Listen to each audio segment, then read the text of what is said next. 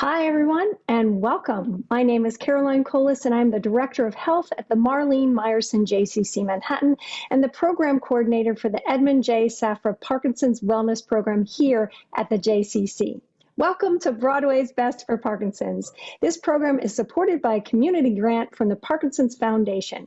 Broadway Best is beneficial for anyone that wants to know more about PD, but it's especially great for those living with PD and the people that care and love them. I want to start by thanking all our guests for sharing their talents and their time with us and helping us get the word out about our virtual JCC Parkinson's program. We will put a link in our program, about our program, in the chat and the Q&A so that you can check out all of our offerings. Our show today is about caregiving beyond the obvious. We're going to talk about the tough reality of caregiving and cover some strategies for dealing with how to cope with advancing PD. On a lighter note, we're going to meet some fabulous entertainers and watch them perform. And now it's time to turn the spotlight on and introduce you to my talented Emmy Award-winning co-host, Lesley Stahl. You all know Lesley from CBS and 60 Minutes, where she has been reporting for over 30 years. What you might not know is that Lesley is also an author of 2 books, and she's here tonight, or today, to talk with us about caregiving. Her husband, author and screenwriter Aaron Latham, has been living with Parkinson's for over 14 years. They have a daughter and 2 granddaughters. Lesley, welcome to our very first episode of Broadway's Best for PD, and thanks for joining me as co-host today. I'm thrilled to be here. I can't wait to learn things myself. I'm looking forward to having chats with all the guests and having a chat with you too. You know, speaking of chats, you and Aaron actually did a CBS 60 Minutes special on boxing, didn't you? And wasn't he the star of the show? Yeah, actually it was CBS Sunday morning. Sunday morning. Aaron was boxing in a program that was specifically designed for people with Parkinson's.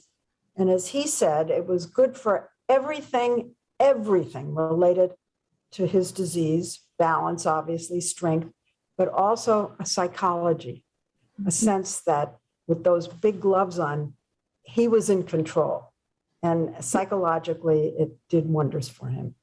So yeah, and we've actually had that program at the JCC too. So I know Alex and Roberta very well, and Aaron it's went wonderful. There. Yeah, at the Aaron's JCC. I've met him. He's amazing. And how's he doing? Is he watching the show today? To be honest with you, he kind of fell off the cliff after he got COVID. So he was doing great, but COVID really played havoc. Yeah, and that has happened with quite a few people with COVID, and I'm sorry to hear that. And hopefully maybe we can get some insights that might help today. I noticed there's a box behind you. Do you actually broadcast 60 Minutes from your home? Right. Well, once COVID meant that we couldn't go into our office anymore, they had all of us build little recording studios. And that's what that is. And the red things are towels to keep the sound muffled, so that it's broadcast quality right from my dining room table. Wow, that's amazing. Right here on our Zoom, we have the place where you broadcast 60 Minutes from. That's so fun. You know, Lesley, I would like to bring out our friend and other co-host, the world-renowned neurologist, Dr. Alessandro Di Rocco. He prefers to be called Alex. He's a very conversational guy and somebody that I've been working with for over 14 years. He's a much loved and respected neurology specialist in New York City. He's an expert in Parkinson's disease and other movement disorders and is the director of movement disorders for Northwell Health. He's actually the reason our Parkinson's program exists. He happens to live close by to the JCC and kept staring at our building and saying, if only there could be a community program in that building. He approached our CEO, Joy Levitt, about it, and she said, let's do it. It has to be done. And then together we figured that out 16 years ago, right, Alex? It took 2 years to kind of plan how to do that. Yes, thank you for hosting this and having me here. And yes, that was the beginning of a great community program, which I think has been really has grown beyond anybody's imagination. And a lot thanks to you, Caroline. Oh, Well, thank you. Alex, before we start, because I know that I don't want to assume that everyone that's watching the show knows that much about Parkinson's. Can you just tell us what Parkinson's is and how many people it's impacting right now and why it's sort of being considered an epidemic or, can you let us know about that? Well, yes, Parkinson is a common disease. There are an estimated 1.2 million people living with Parkinson in this country. The numbers are growing beyond what would be expected with the aging of the population and for a disease that mostly affects people in their 60s, 70s, and beyond. And we still don't know why this is the case. It's called a neurodegenerative disease because it's obviously a neurological disease affecting a small group of brain cells. They are prematurely degenerate or die, and that happens progressively over time. The disease takes many years to unfold. Has a very variable manifestation from one person to the other. So there are some people who actually remain with a mild disease for many, many years, and other people who unfortunately feel the progression over time. And the progression implies more trouble with balance, walking, and other manifestations, including what we call non-motor. When we discussed about doing this program with you, Caroline, and with Lesley, and with the team here, one of sort of the obvious consideration for someone like me, who I think I define myself a witness in many ways. Of course, my role is to do the best I can in managing the medical aspects of the disease, but by and large, I'm mostly a witness. I see people, many people I've seen over the years, and not just people with Parkinson, but the people who come with the person, the caregiver, which is, by the way, is a term I don't like. It's too clinical. To me, seems something devoid of that element, that kind of human or even poetic element that is being close to someone else.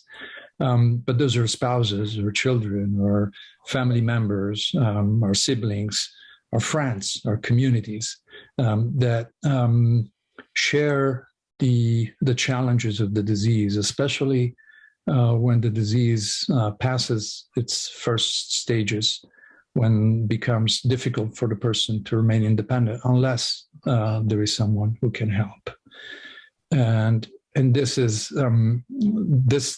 the variety of problems of Parkinson are just compelled also by sometimes this kind of silent sort of other person who is affected by Parkinson. Many times the spouse or the other caregiver do have a life transformation that is very deep, and is the other silent ways in which Parkinson affects people. The other thing that you mentioned to us, Lesley, when we were talking, Alex mentioned that 40% of your patients in Manhattan anyway, and I'm sure that this is reflective across the country, maybe even in the world, don't have a caregiver. They don't have a spouse, so they're doing this on their own. And that is something too to address, because we're hoping tonight that maybe this program will help in that respect as well. I would love to jump in if I can. Yes, please. Because my role here and my main role is to interview Alex. And I did have a chat with him yesterday. And I think anybody who's helping somebody with Parkinson's is going to be educated, but also fascinated. So can we really get down to the brass tacks of you I think helping people who are, I hate the word caregiver as well, hate it, but let's use it. I'm going to go through some of the things we talked about yesterday, all right? And be as candid as you were. Guilt. Talk to us about guilt. Well, I can express again the observation of a witness, of someone who has seen it in many different ways. There is a recurring theme, especially among spouses, and especially when the situations become tough, when, for instance, the mobility is related to someone else helping. Many times those spouses, but as I said, the caregiver can be a child or a sibling, but that sort of symbiotic relationship that develops force symbiosis, in that you need someone else to help you, and then can become overwhelming and consuming, and can become overwhelming and consuming to the point of really feeling that, you have to fulfill the need of this person who without me cannot do anything, cannot go to the bathroom by himself or by herself, cannot do this, cannot do these other things. And if he wants to, take a little break from one room to another, I need to help him and go there and do that. And this, I think, leads to consequences that I observe over and over and many, many times. On one hand, there is this enormous sense of guilt that if I take an afternoon off to go with my friends and just go to, to a show or to just take a walk or to shopping, I feel so overwhelmed with guilt because I leave my poor husband, my poor wife, my poor person alone there without, anybody, or with, someone who doesn't know what he's doing or she's doing. And I'm the only one who can do that. And another aspect of that, which is closely related, is a sense of neglect. I have sort of kind of learned in one way to always ask when I realize that this is the situation to us, the spouse, the caregiver, if he or she, we discussed yesterday many times, as women tend to take their role in a stronger way, but hasn't been at the dentist in months, hasn't seen the doctor, hasn't done anything of the self-care that is needed. Or when we always emphasize exercise in our clinic visits. And then, realize that the caregiver doesn't have the time to go to the gym or go to a boxing club. There's no remedy. I'm listening to you, and I know everybody else who's in the midst of this is listening to you. It's the reaction. It's the hand you're dealt. You do it, and you don't go to the doctor. You don't leave unless you can afford to have somebody come in and help. And it's very expensive, as we discussed yesterday. Right. This is the other side. It is expensive, and part of this is also the fact that many times the caregiver has to make adjustment in his or her life, so they may go part time or just retire if they can. They can. You said. This is a sort of subset of guilt that you discussed yesterday, and you put it under the heading of snapping.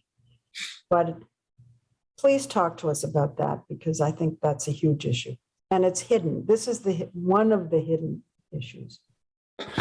Probably the best way is, as we often do when we teach medical students, is to use little case scenarios. I can tell you a story, one of the recent story that I witnessed again. And a patient, a lovely couple, and someone who had Parkinson. He had Parkinson for many, many years. And the wife, who was the caregiver, sort of uneasy in some ways, at one point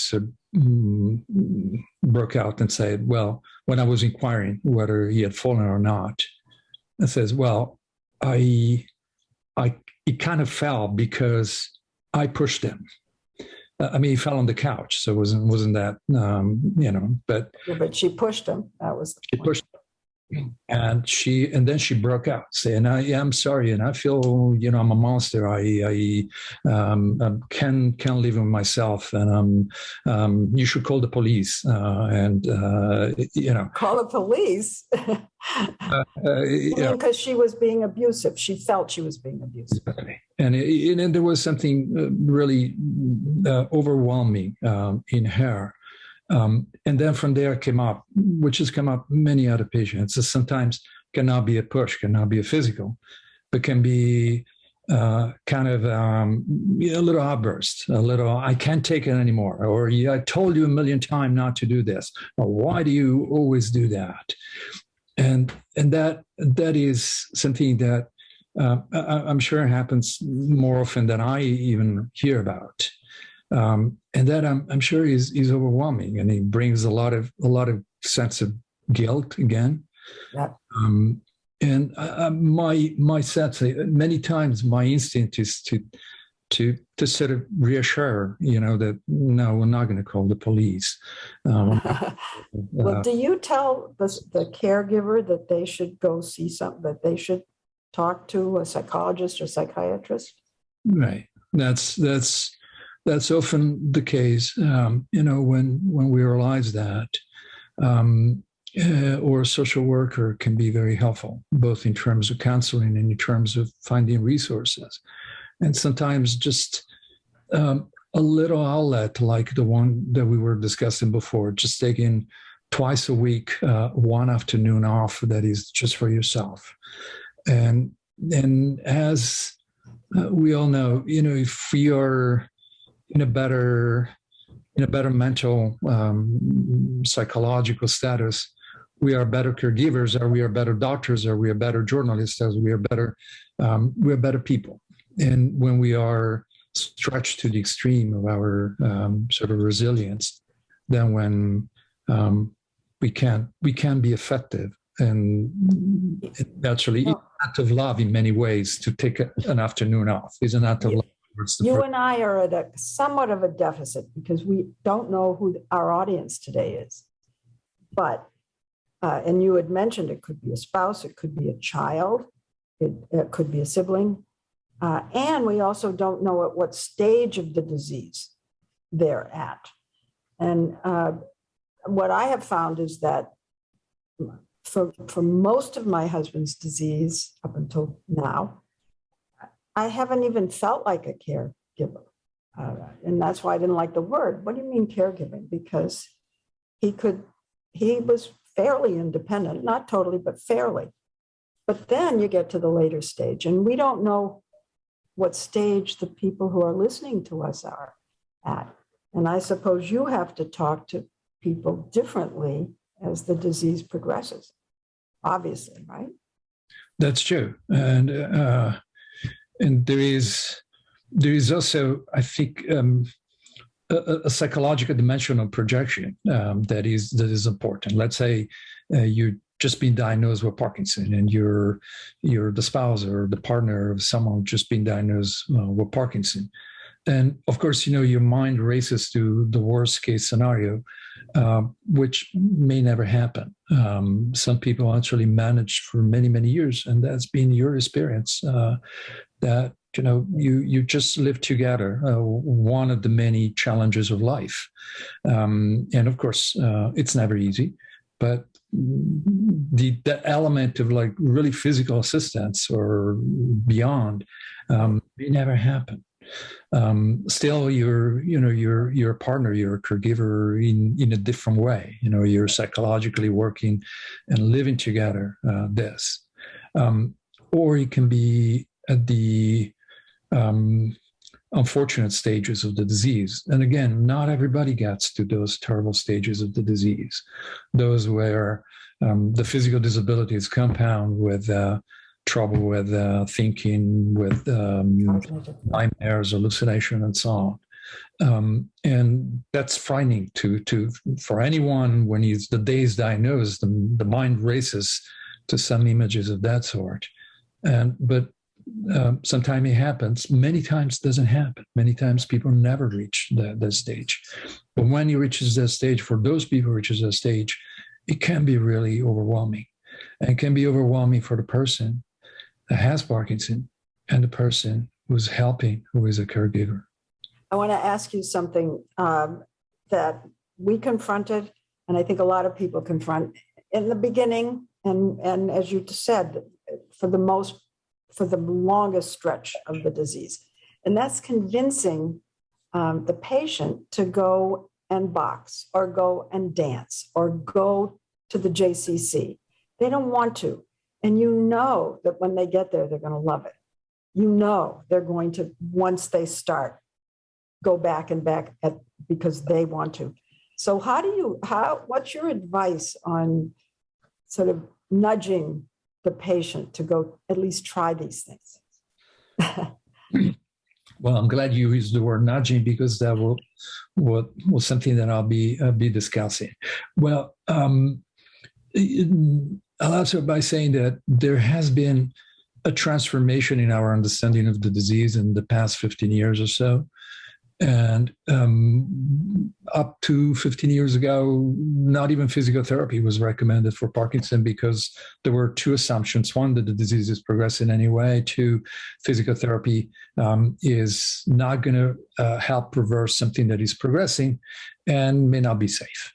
So it's been just in the past 15 years that we understood, both by clinical observation, but also by science, because we understood that the brain can create new connections, new mechanisms that can compensate or even regenerate some of the connections that have been lost, something called neuroplasticity. And now we're able to demonstrate in animal studies and human studies in many different ways. In our practice, in our world, has become almost unavoidable to get not just a general recommendation, but a prescription. And there is sort of a sermon-like ending to any encounter, that no medication is going to be effective unless is compiled with a great deal of physical activity, walking and exercise, boxing, or any other of the classes that we're doing. Now, this gives me a little hint to say that this sometimes is taken, many times is taken at heart. And of course, people don't go from not having exercise in the past 30 years to start, becoming athletes. And there's a process about that. But sometimes you use the word, nudging, and I'm going to tell you that, as opposed to nudging. Sometimes the recommendations are sort of taken by the caregiver in a sort of too literal way. And one of the other aspects of caregiving, and again, we touched upon this, is that in this sort of strong, dynamic, and enforced sort of togetherness that the disease causes, and the caregiver is, sometimes the caregiver can become a little annoying to the patients. Sometimes can be, all right, you haven't done what Dr. Di Rocco said, that you have to exercise and walk 2 miles a day. You haven't done that. And you're slumping over and not doing this. And why are you doing this? And this sort of, this other element can sometimes be a little difficult for the patients. And I ask you, and I'll ask you again, if you ever had that experience. I think I've been quite annoying to him from time, probably more times than I want to admit to you. But, I don't want my husband to fall, and he's fallen and hurt himself a lot. And so I'm always saying, don't get up without calling me. And he does. So, yeah. Speaking of being annoying and being a nudge, I'm going to nudge you both on to our next conversation. And just, we had a question in the chat from Barry, who was saying, well, doesn't head trauma from boxing cause Parkinson's? But boxing for PD, everyone, I wanted to let you know, is not about contact. right? So yes, it's true, head trauma can, and Alex, you can speak to that more, but the boxing classes, there isn't sparring or physical contact unless it's with the instructor, and that instructor has on gear so that they're protected. Alex, did you want to make any comment on that? No, I think you said that there's that element of dynamic movement and rhythmic and sort of intensity that is extraordinarily effective as a form of exercise for Parkinson. And just one little notation: yes, the trauma, repetitive trauma in the head, including professional boxers, is associated with a higher risk for Parkinson. I also want to say that there is really has been an embrace of the boxing community, with the Parkinson community, in part thanks to Muhammad Ali and the Muhammad Ali Foundation. But the boxing studios around the country and around the world have embraced the Parkinson community in extraordinary ways. And this has been really an incredible story. We're going to shift gears, and I'm going to invite out a guest. It's who actually you know quite well, Dr. Di Rocco, because Suzanne Vega and her mom, Pat Vega, has been living with Parkinson's for over 19 years, and she's a patient of yours. And Suzanne, of course, our next guest, is a world-famous singer, songwriter, actress, and she is going to be singing for us tonight. She's here, of course, in honor of her mom. She's a caregiver as well. And her self-titled debut album was released in 1985. 1 million records later, it was clear that Vega's voice was resonating around the world. We're going to talk a little bit about her music and about music and Parkinson's and why that's so neuroprotective for the brain. So Suzanne, please come on out, and Pat as well is here. Her mom's here. You guys can, there you are. Thank you for joining us. Alex, can you tell us a little bit about music in the brain and why that's another effective way that both caregiver and for somebody that's living with Parkinson's can kind of enjoy and create a happy mood, or at least a balanced mood?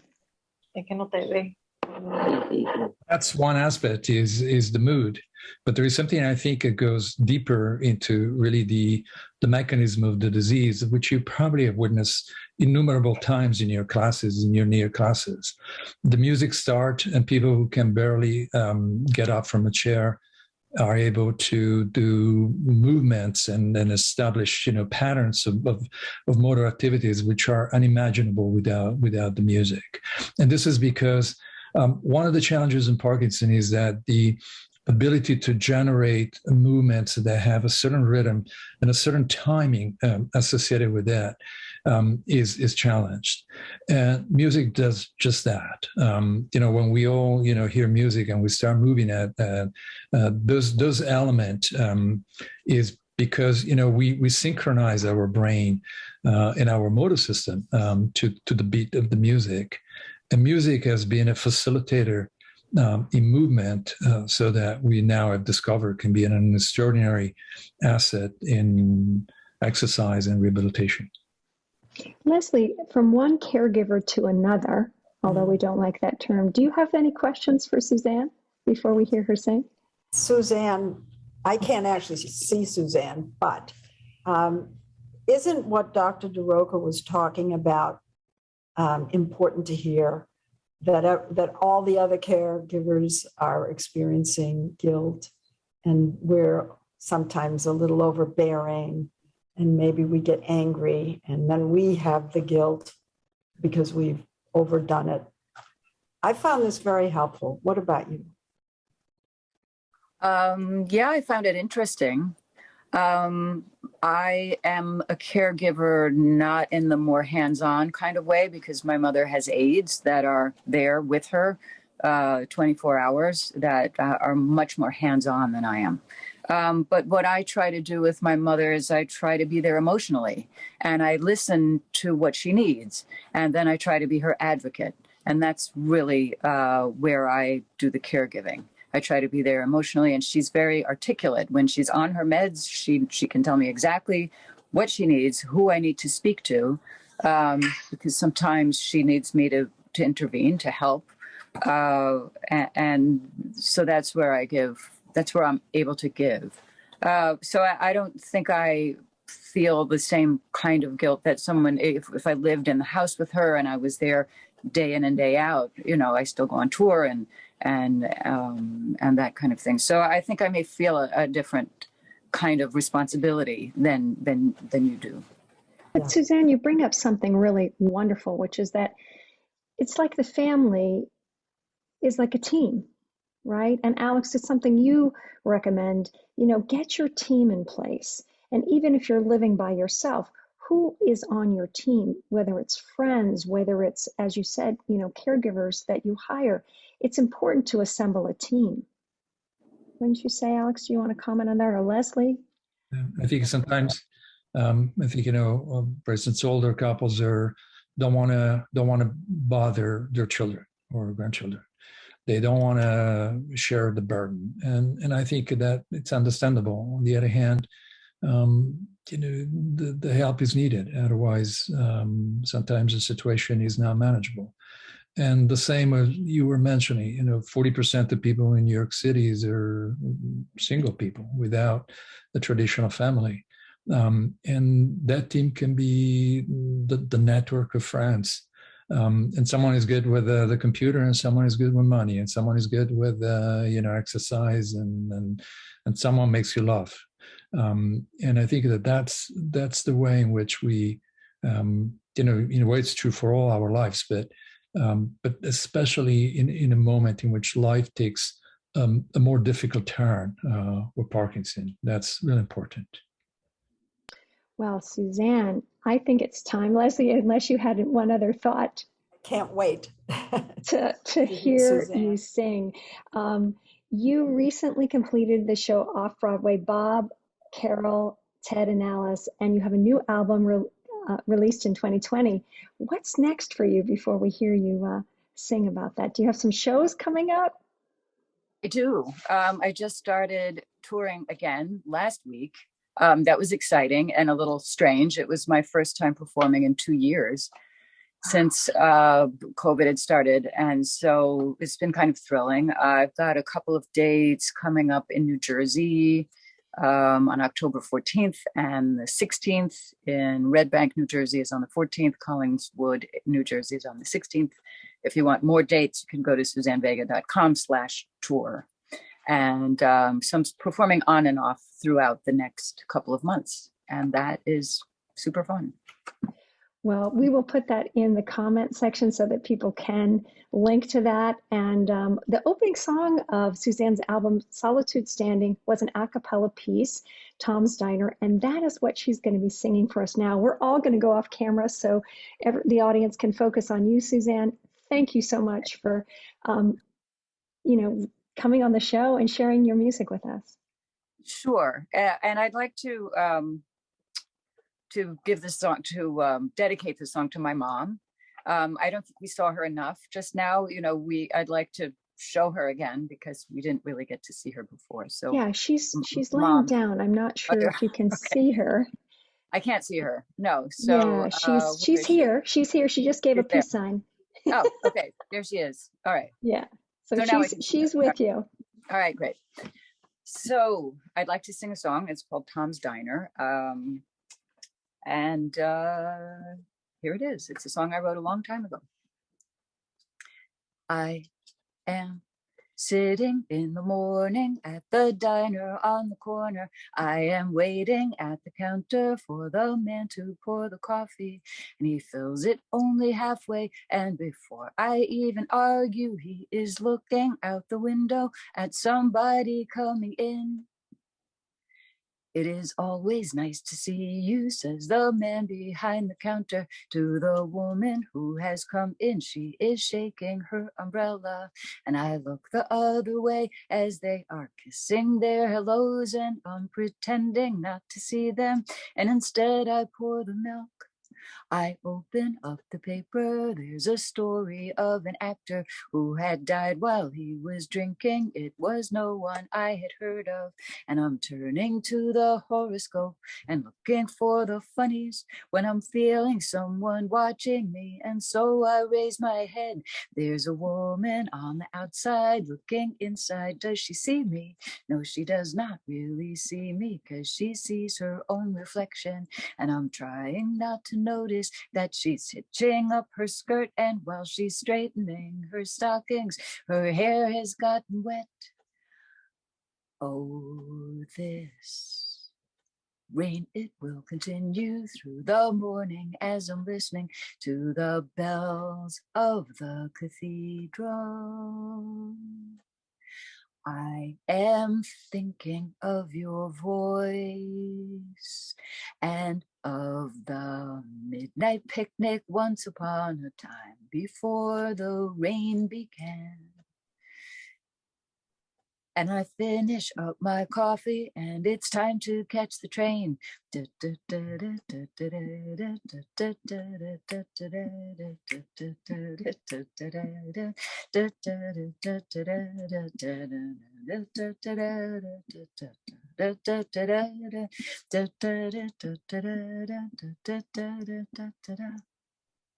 you. Oh, fabulous. Fabulous. Oh, Fabulous. thank you, Suzanne. That was wonderful. I have, Alex, when I listen to music, I just cry. I just get so emotional. It affects every part of us, every cell in our body. So thank you for that uplift. And I know your mom's here. She gave us the peace sign, and I know she's super proud of you. She's Thank waving. you for sharing your talent with us. Now, and Alex, you can stay on as well. Now, our next guest is our Broadway guest, John Christopher Jones. He's like Pat, he's been in the program since the beginning. And he's a fantastic actor of stage and screen. And instead of just talking about his great accomplishments, we actually have a little clip to show all of you. So we're going to do that now. One small step for man, one giant leap for mankind.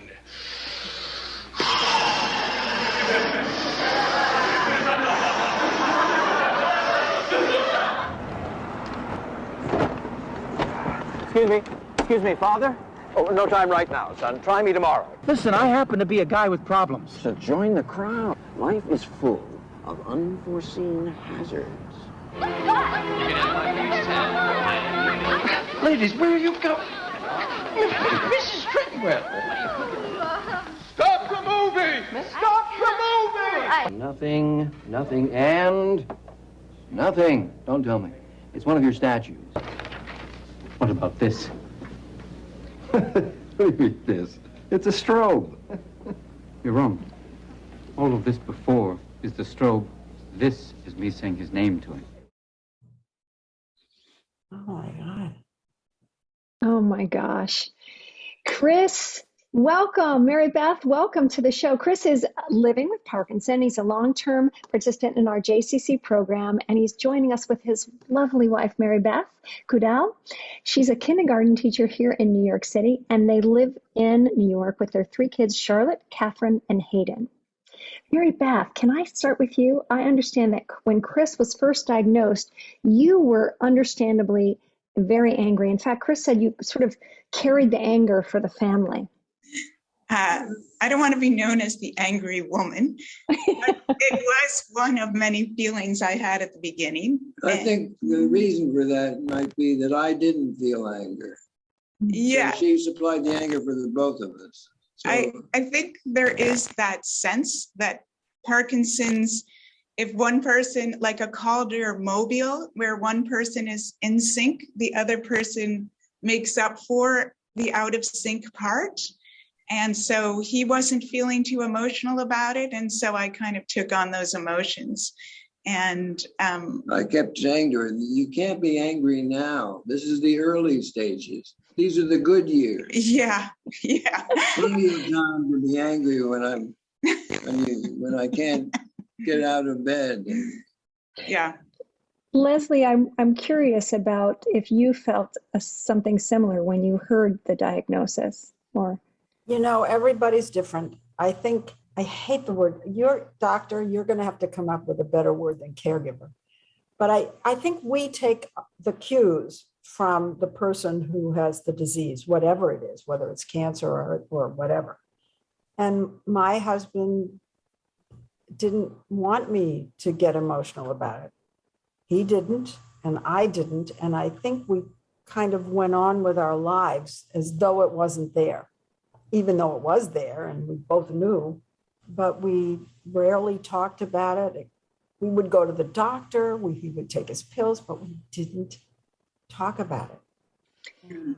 And Alex, does each family have a unique way of managing the diagnosis? I think, paraphrasing Tolstoy, yes, there is a unique ways. There are patterns. And one aspect I can tell you, I've seen people really also, and it sounds, somewhat, may sound a little cliche, but sometimes people do find each other and do find a way to be happy as they go through the journey.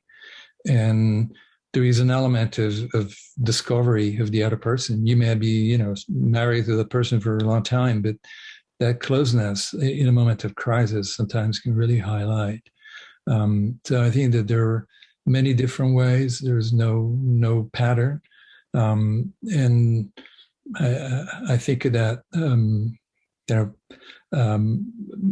by the way, there is no right way in my mind. That's the other thing I learned.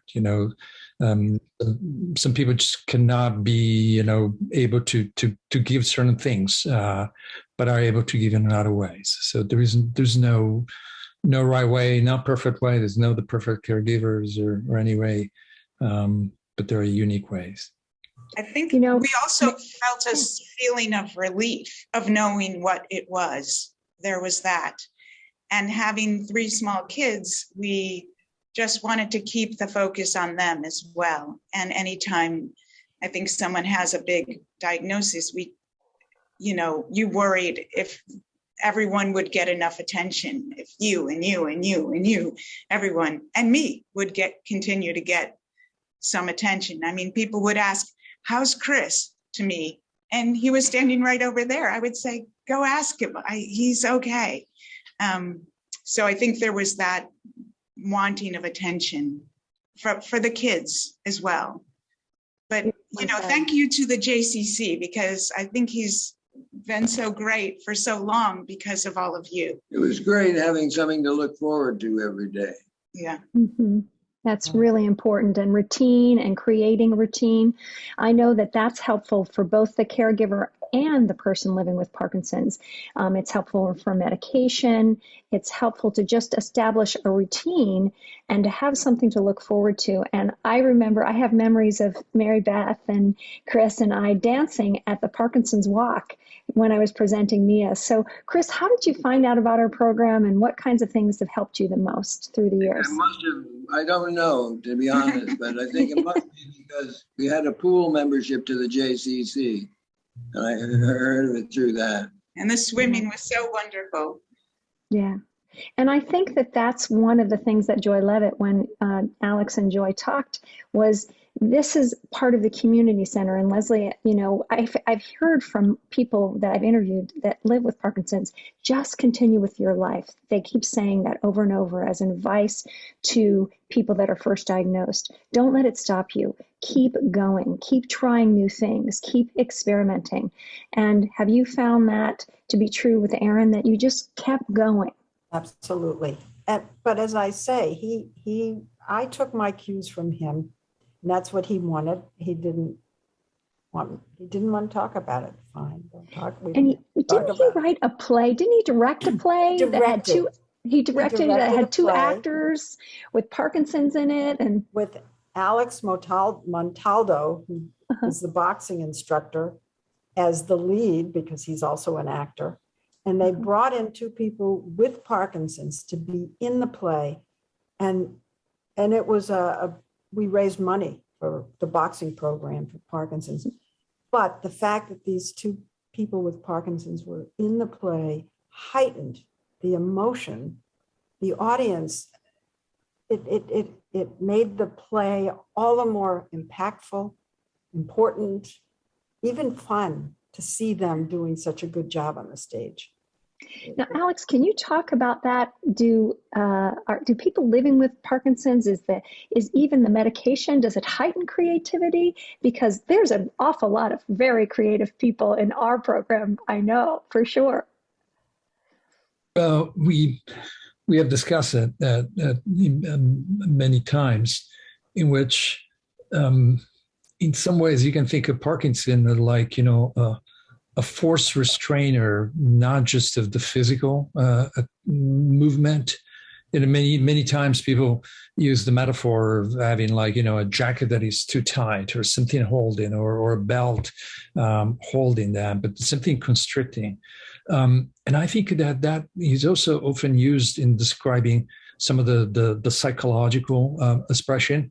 So, there is a world that sometimes is trouble to spontaneously come out. There's issues of motivation and so on. And I think that an outlet as art allows that to be expressed. And not only that, but I think, as we discussed, there are ways in which art can be a therapeutic intervention on its own, whether it's visual arts, painting, or use of clay, music, in many other ways. Chris, you are an amazing actor. I've seen you in everything that you've invited me to, and it's always been riveting for me to watch you on stage. You've been on Broadway, and as we saw earlier, you were in movies with such greats as Robin Williams, who also, of course, suffered from PD. I understand that you have something prepared for us to perform live. Do you want to do that now for us? I do. He does. I also want to put a plug in. He just appeared last week on New Amsterdam, right? A TV show. They wrote a part for me as a Parkinson's patient. Oh, yeah, wow. And in the way that... And my caregiver is a man who recently had a stroke, and they had me with Parkinson's and him with a stroke cast. So it was... And in a crazy way that art imitates life, the week before he was to play a character who fell in the park. He fell in the park. And but you were back in commission in time for the show. The piece I'm going to do is one that I do a lot. And I think I'm going to move you center stage. Because of my Parkinson's, I tend to love to do the things that I know, as opposed to the new things that are coming. So this is written by David Herson. It's a play written in iambic pentameter rhymed couplets, and it's about an actor from hell. I don't know how I do it. I just do these epigrams. They come to me as dew collects upon a budding daffodil.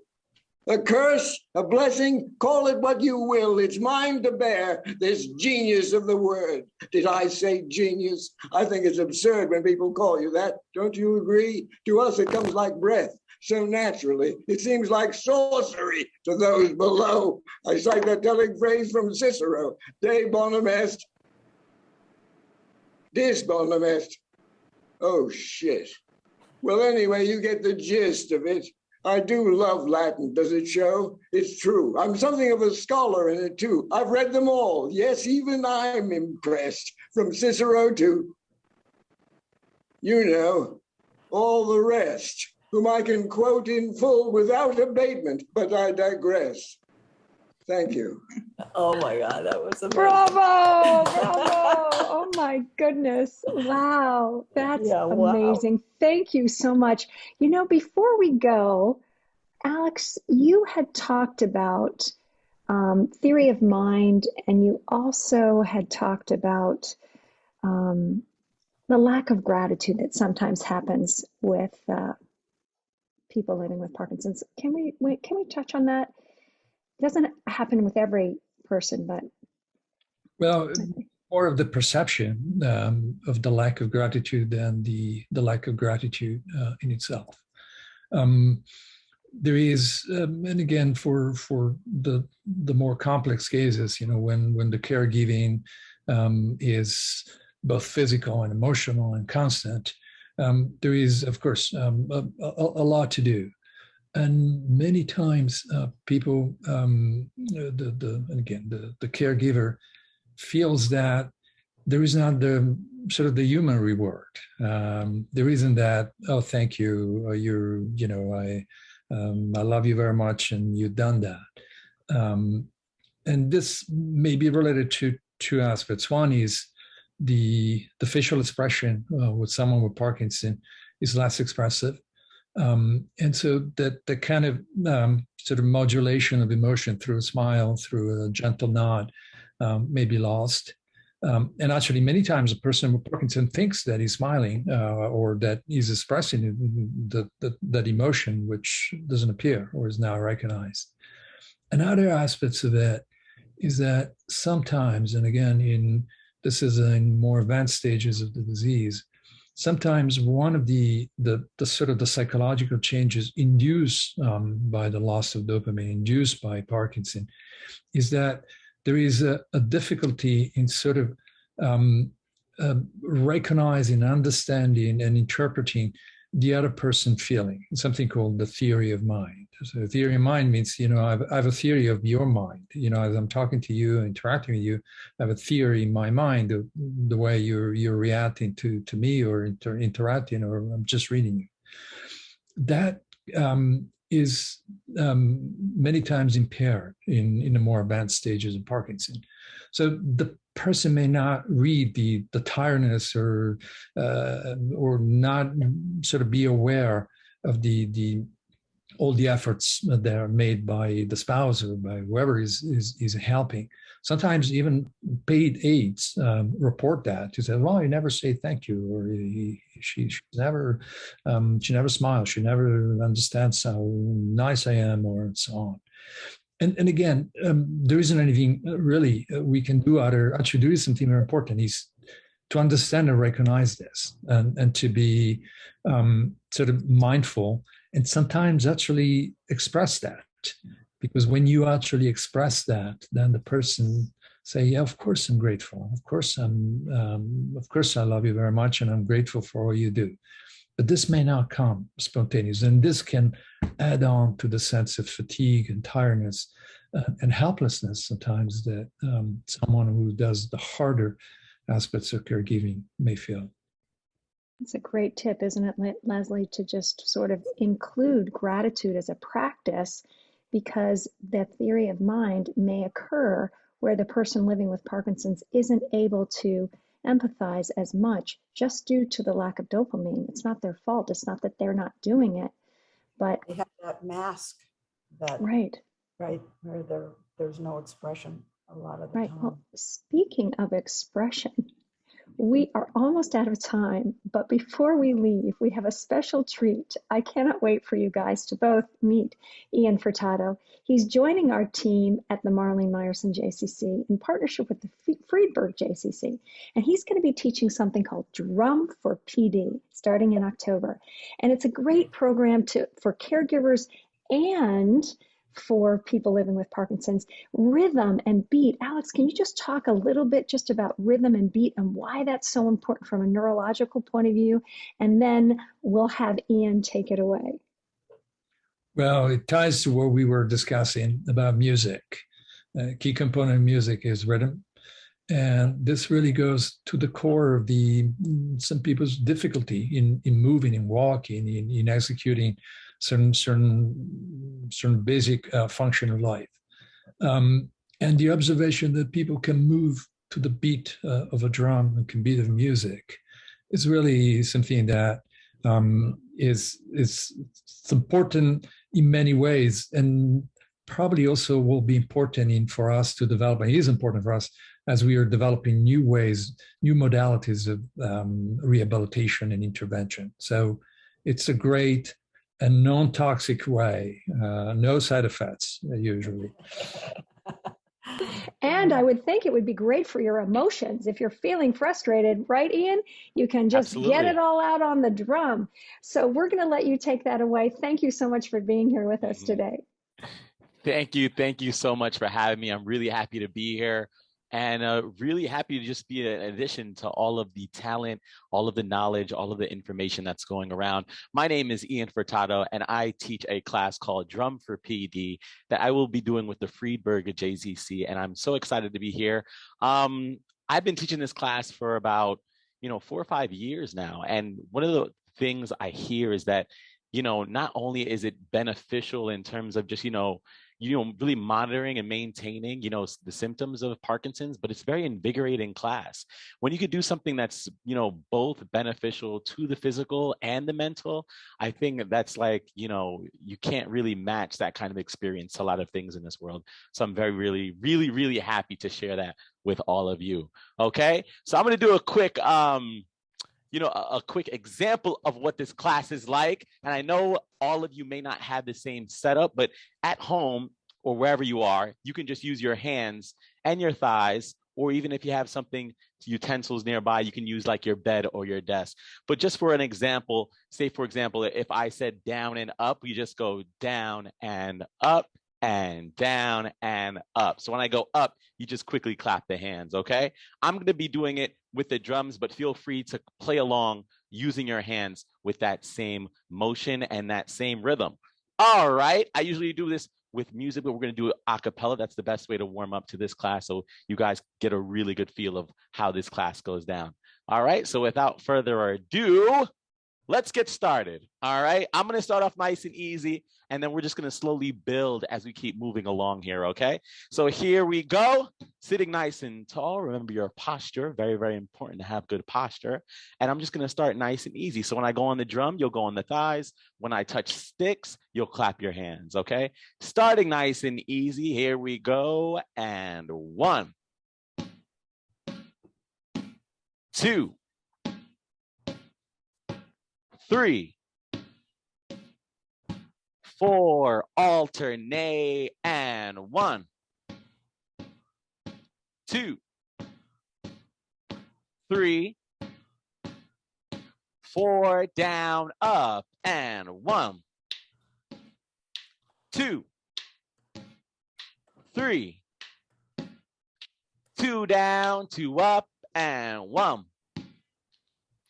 2, 3, back on the ball, and 1, 2, 3, 4, alternate, and 1, 2, 3, 4, down, up, and 1, 2, 3, 2 down, 2 up, and 1, 2, 3, back on the ball, and 1, 2, 3, 4, alternate, and 1, 2, 3, 4, down, up, and 1, 2, 3, 2 down, 2 up, and 1, 2, 3, back on the ball, and 1,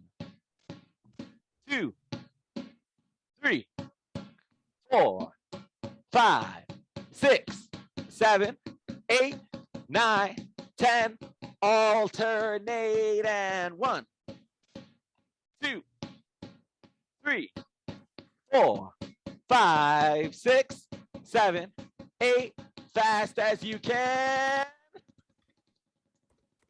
2 on each side, and 1, 2, 3, 4, 5, 6, 7, 8, 9, alternate, and 1, 2, 3, both on the ball, and 1, 2, 3, 4, 5, and relax. Oh my goodness. Wow. Awesome. Thank you so much, Ian. Yes, That of is course. great. Yeah. And what I love about it is it really gets your energy going and it gets your heart rate up and you're sitting down. And Alex, I don't know if you got a chance to see that before, because this is a new program for us. And again, in partnership with the Friedberg JCC, so excited to have you join us. Before we end the show, we had a few questions in the chat, and I know that not everybody has access to Lesley Stahl and a neurologist, a top neurologist. So I did want to take a moment. We will go a little bit over time if we could answer those questions, Alex and Lesley. And here's one of them. Could you quickly touch on fear and depression? My dad seems to be suffering from depression, and it takes a lot of intentionality from my mom and I to bring him around, to bring him through it. And then the other question was, I'm afraid, my husband's afraid to get COVID. He's afraid to go out for physical therapy appointments, somebody living with PD, and he's just afraid that that's going to affect him so much. So as we close and as we end, does Aaron have any challenge with that, being afraid to go out now? And Alex, do you have any thoughts about that? Well, Aaron had COVID and he's been vaccinated and he's going to get that booster as soon as he can. So he does not. But on depression, this is really interesting because my husband had depression for many years. He went on dopamine and he hasn't had a single day of depression since he started dopamine. So I don't know what that's all about. Maybe maybe Alex, doctor, you can tell us why. Well, that's true. Dopamine, actually, the treatment helps with certain aspects like initiative, motivation, and so on. Depression is common in Parkinson, nevertheless. And as the theme is caregivers, also want to mention that there is a higher rate of depression among caregivers than among people with Parkinson in the study that has been. Really? And sometimes this is really, again, the unrecognized. I want to take this opportunity also to sort of offer some resources in addition to the many ones. But one of the resources is through, of course, our healthcare facilities and so on, and the JCC, but the Parkinson Foundation, which, by the way, is the sponsor of this program. We received a grant from the Parkinson Foundation for the series, as not only a great set of resources online, but there is a helpline. And sometimes the helpline is really a lifeline, and is a helpline that is manned 24 hours a day, 7 days a week in English and Spanish. And I know firsthand that lives have been saved by that helpline. And so I mean, there are obviously other resources, but this is really important to sort of realize that sometimes there are moments of really difficulty, and COVID has highlighted all of this. COVID has made the loneliness, the social isolation so much worse, the fear of going out, the fear of taking the little walk, so much worse. And of course, there is no magic recipe for this. It's a balance between remaining active and remaining engaged and safe. And obviously safety comes before everything. Now, the fear element, sometimes I feel that for a lot of people, there's this residual fears even for activities that now we consider relatively healthy. But again, there is a level of comfort that every person navigates on his own terms. But just again, even when the world seems to be closing, there are resources. There are many more resources and many more people out there that are really able to help. And I like that you said that the Parkinson's Foundation, it's called like the Caregivers Corner. Everyone, we put that information in the chat and in the comment section. And it's for caregivers as well as those living with Parkinson's. So please, make use of that. The other thing that I wanted to just thank you both for being here today. Lesley, we're so honored and lucky that you were able to co-host, and Alex as well. I want to thank Alex, Suzanne, Pat, Chris, Mary Beth, and Ian for sharing their time, their talents, their insights. Of course, I want to thank the Parkinson's Foundation again and again and again for all the work they do and for this amazing community grant that we received for them. This whole program and all of what we do is part of the Edmund J. Safra Parkinson's Wellness Program at the Marlene Meyerson JCC Manhattan. We are here for you. Please don't think you have to go this alone. Whether you live in Europe or somewhere around the world or New York City, we're online so you can access our program at any time. A special thank you to Northwell Health for their support. And our next Broadway's Best will be in a few months, so please stay in touch. Please let us know what you enjoyed about the show. That's part of our grant too. We want to know how it impacted you, what you liked, what you took away. And now what we're going to do is invite all our guests back on camera to say goodbye. Alex, Suzanne, Pat, Chris, Mary Beth, and Ian, please turn your cameras back on, and we are going to wave as the credits roll. Thank you so much. We had so much more to cover, but don't worry, we'll do it again next time. All right. Thanks, everyone. Take care. All right, Pat. Nice to see you. Great show, everyone. Be safe, be well. We'll see you next time on Broadway's Best for PB.